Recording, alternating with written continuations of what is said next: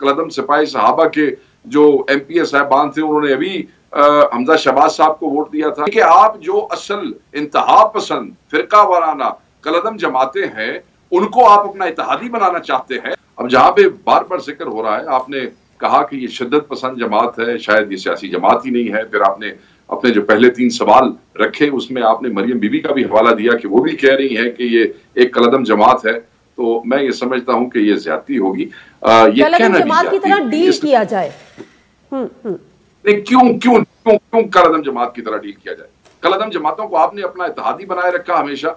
कलदम जमात को आपने अपने साथ बहैसियत हुकूमत आपने अपने साथ रखा। कलदम सिपाही सहाबा के जो एमपीए साहबान थे उन्होंने अभी हमजा शहबाज साहब को वोट दिया था। कलदम सिपाही सहाबा के साथ राना सनाउल्लाह साहब जो है वो पूरे पाकिस्तान के अंदर कैंपेन करते हैं, आपको नजर आए।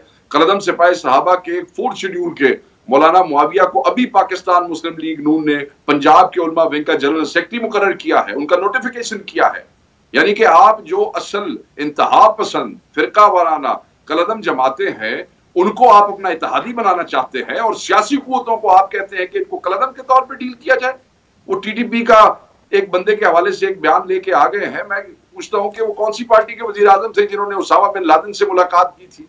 क्या इसके ऊपर मौलाना साहब के बयानात नहीं है? क्या इसके ऊपर इनके बात के बयानात नहीं है? क्या इसके ऊपर पीपल्स पार्टी के बयानात नहीं है? पीपल्स पार्टी वालों को निकाले ना, उनसे पूछने को मियां नवाज शरीफ साहब के बारे में कहते नहीं रहे कि उसामा बिन लादेन से जब मुलाकात कराई। ठीक है, मैं इस पे आगे बढ़ती हूँ।